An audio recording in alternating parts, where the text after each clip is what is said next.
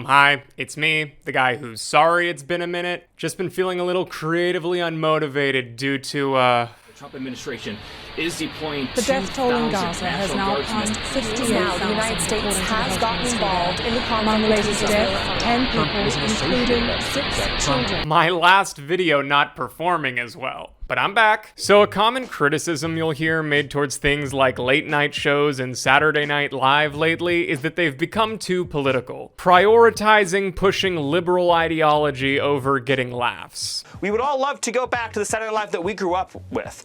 But unfortunately, because it's gone woke, because it's gone left, because it's gone politically correct, Saturday Night Live is now the antithesis of comedy. And it's hard to argue with this when SNL gives airtime to such radical leftist manifestos as the Oscar Isaac meatball sketch. We are little meatball men, made of balls of body meat.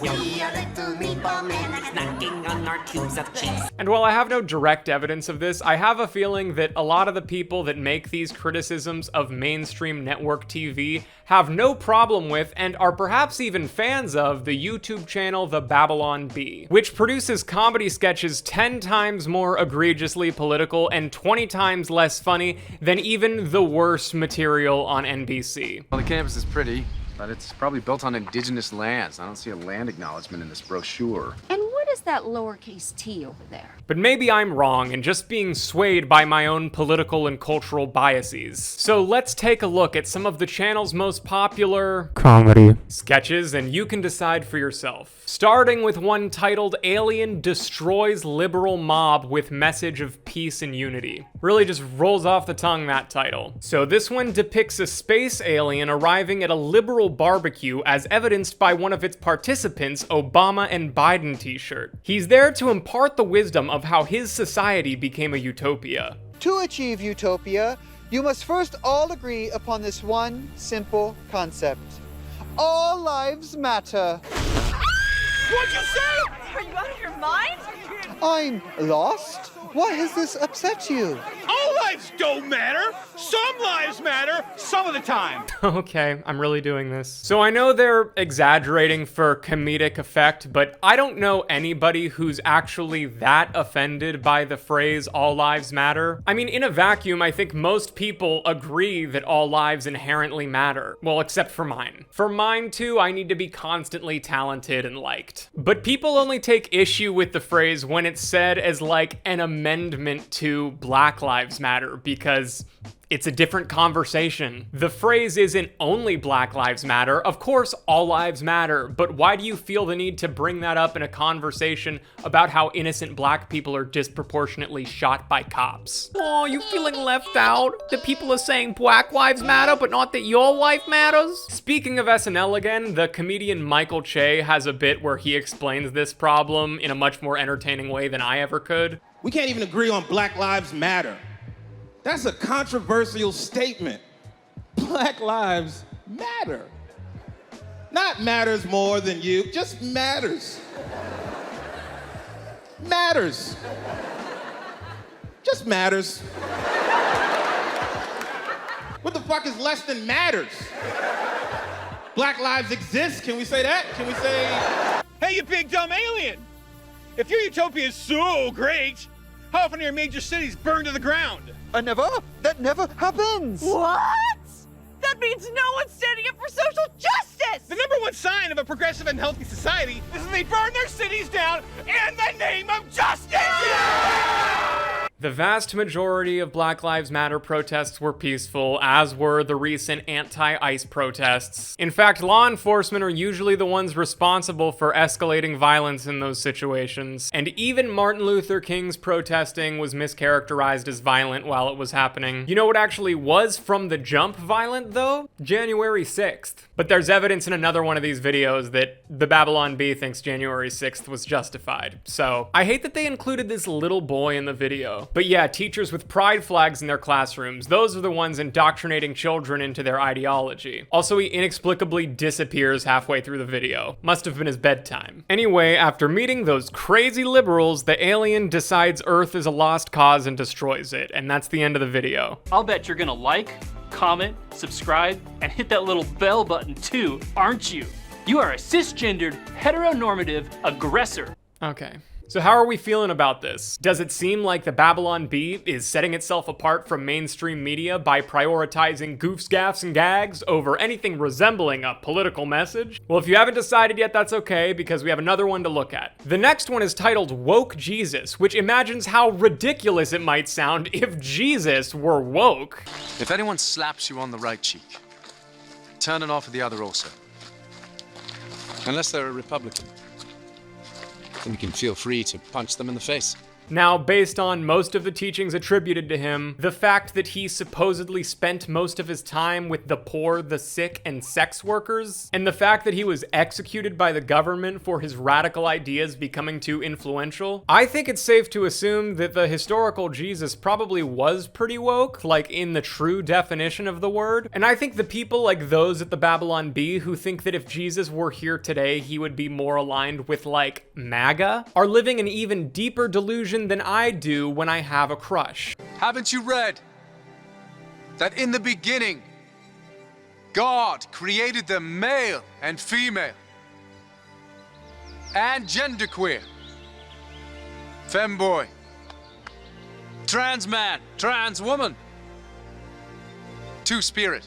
Ha ha ha. Some people have a more complex understanding of gender than we do. That's so funny, it's the only joke we'll ever make for 10 fucking years. You have heard that it was said, hate your enemies.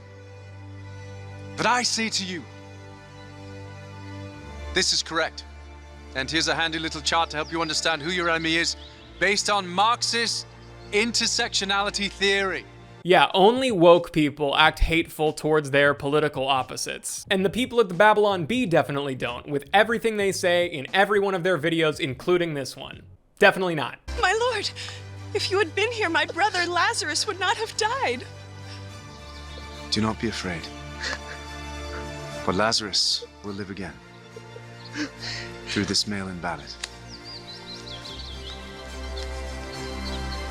Ooh, implying that the 2020 election results were fraudulent despite exhaustive fact-checking that found little to no evidence of foul play. I love peddling conspiracies and misinformation to my online audience of millions. That's what Jesus would have wanted. No one comes to the Father except by reducing their carbon footprint and getting vaccinated 12 times. Like me. Or, you know, twice. You were really only heavily encouraged to get vaccinated twice, and it wasn't even a federal mandate. And the climate change stuff, I don't even know what to say at this point. They're a lost cause on that front. Cancel your enemies. Curse those who bless you. And burn down the whole country if you don't get your way.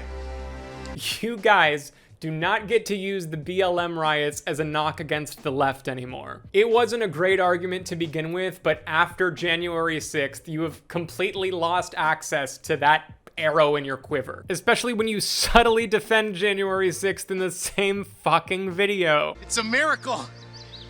Jesus has multiplied the fish and the loaves. No, my son. I've merely stolen it from that village over there. It's called wealth redistribution.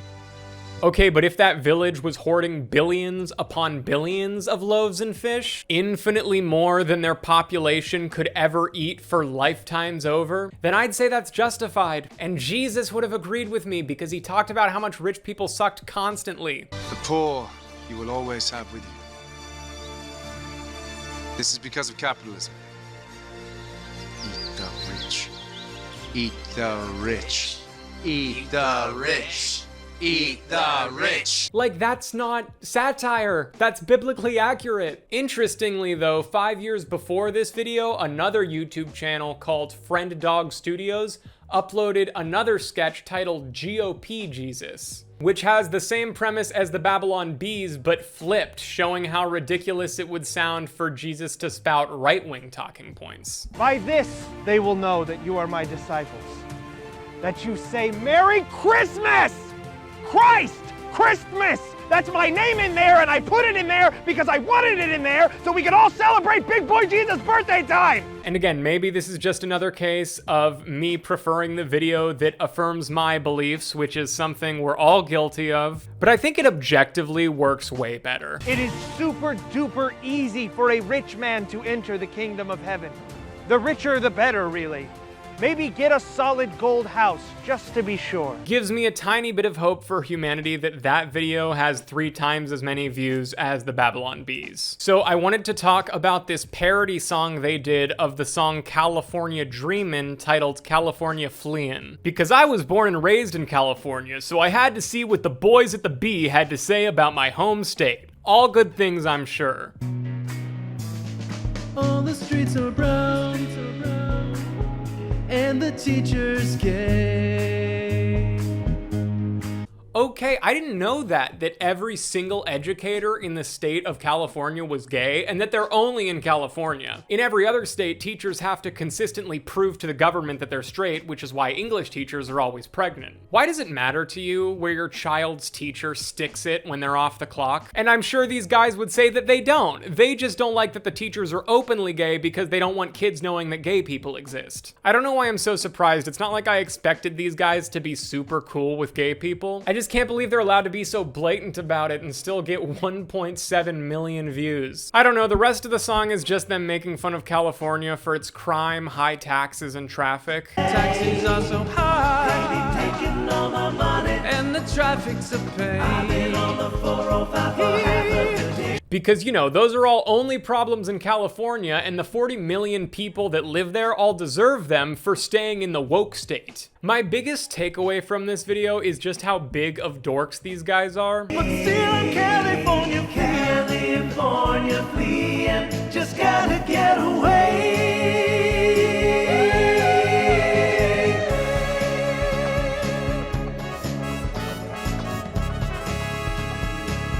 They're clearly like theater improv guys at heart who love singing this little parody they wrote. And if the lyrics weren't so hateful, that'd be endearing. But, and I'm totally overanalyzing here, I think the audience for right-wing content like this has a lot of overlap with the manosphere, right? So I feel I can assume that these guys buy into the sort of rigid view of masculinity that's pushed in those spaces and a lot of conservative spaces. And I wonder if they feel like a political parody like this that owns the libs is the only context where they can be like their authentic theatrical selves and still be accepted by a right-wing male audience. It's honestly sad when you think about it like that. I should be clear, I'm stoned right now. Also, parodying a 60-year-old song just because it has California in the title, so desperate. All the boomers probably ate it up though. Next video, 9 new woke characters from Amazon's Rings of Power. Now, I am not here to defend the quality of the Amazon Lord of the Rings show. I thought the first season was mid and couldn't even get through the first episode of season 2.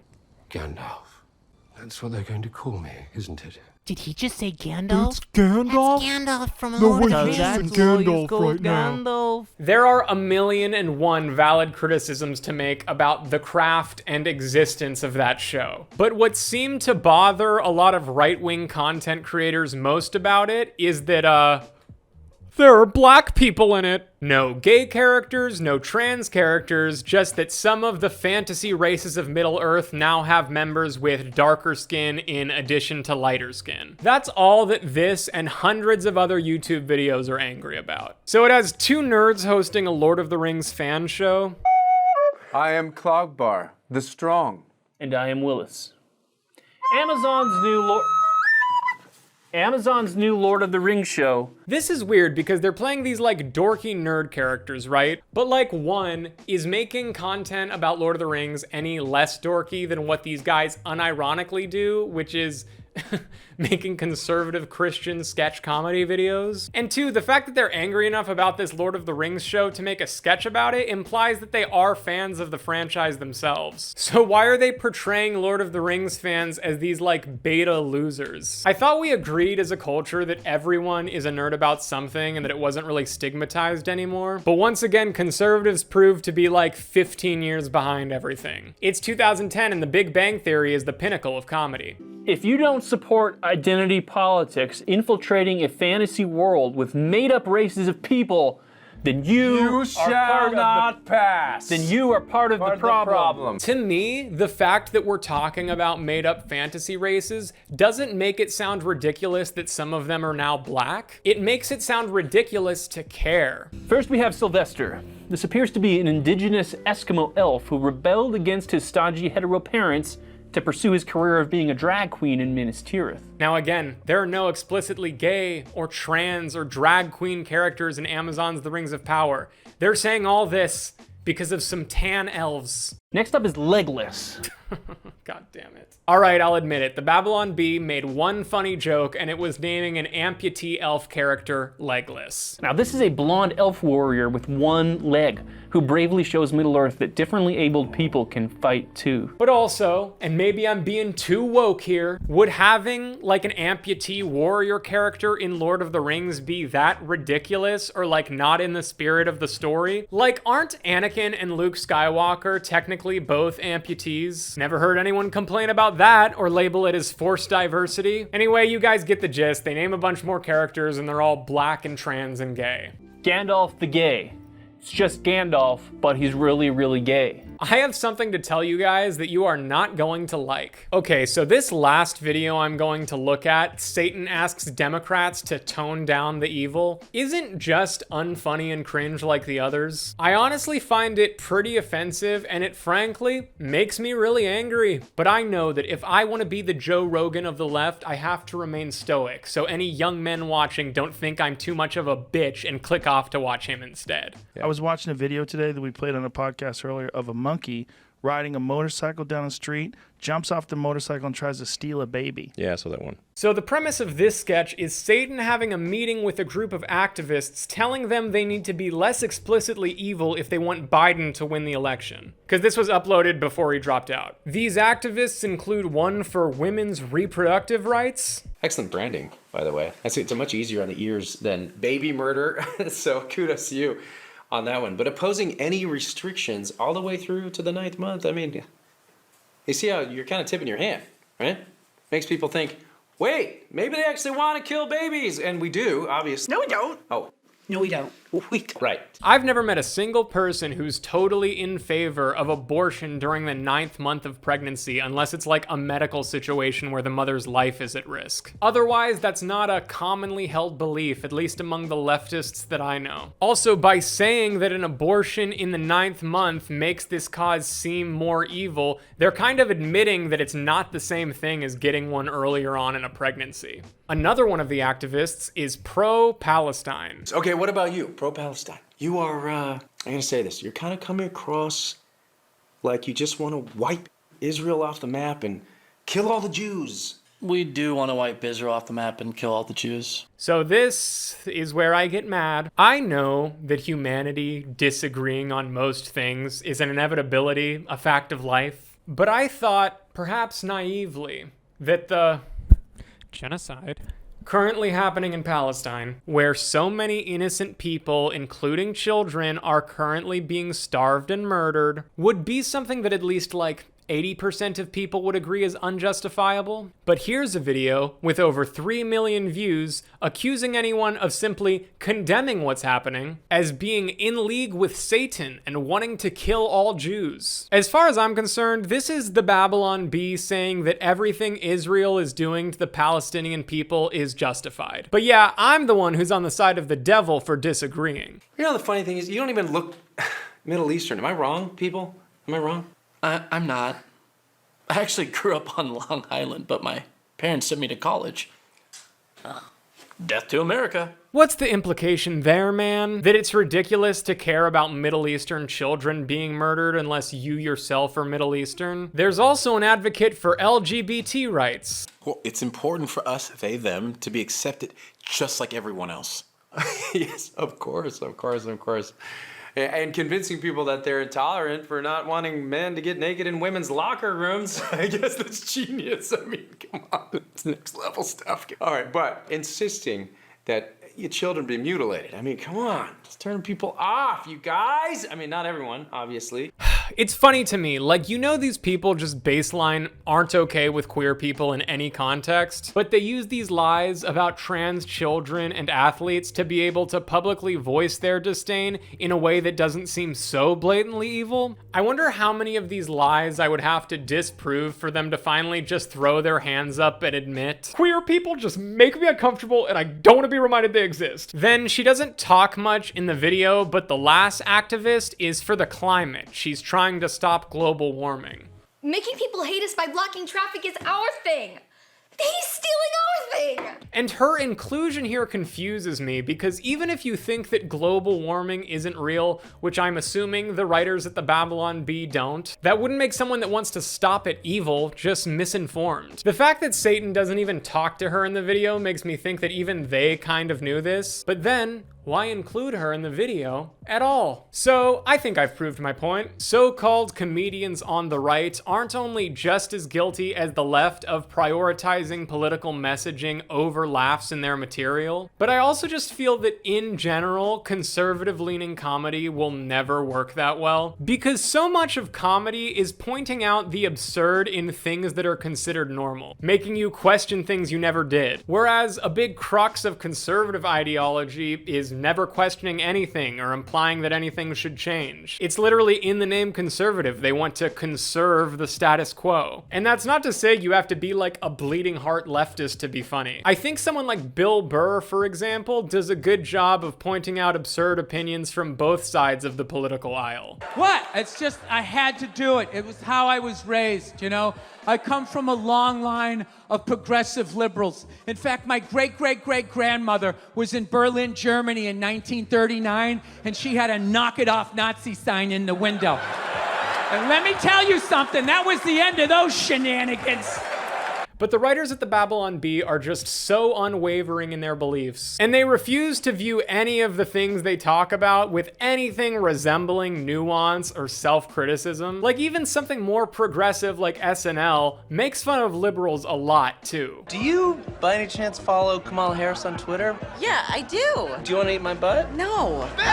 But in some regard, the topic of every Babylon Bee video is just making fun of liberals, and it's always for the same tired reasons. Trans people not liking capitalism, being easily offended. Hate speech! Hate speech! More than anything I see in mainstream media, these videos are just political messaging disguised as something else. Regurgitated right-wing talking points wearing the skin of comedy sketches. And I frankly can't stand how popular and loved they seem to be, judging by their comment sections. Like, I really hope the company just makes a ton of burner accounts to comment on their own videos and farm engagement, because I don't know if I want to live in a world where so many people are able to convince themselves that this shit is actually funny. Lincoln, your word is woman. Can I have the definition, please? The thing is, a woman is a woman is. Okay, sorry it's been a minute. I moved and started a new job, and then also my Google account got hacked, and I thought I lost access to this channel forever for a minute. Hopefully it will not be quite as long between this and the next upload. But if you want to help with that, I usually get super in my head about what to talk about in these videos, so if you ever come across something that you'd want me to react to or talk about, feel free to like DM it to me on Instagram. Am I generously listening to what my audience wants to see, or lazily getting them to curate video topics for me? Who's to say? Okay, bye.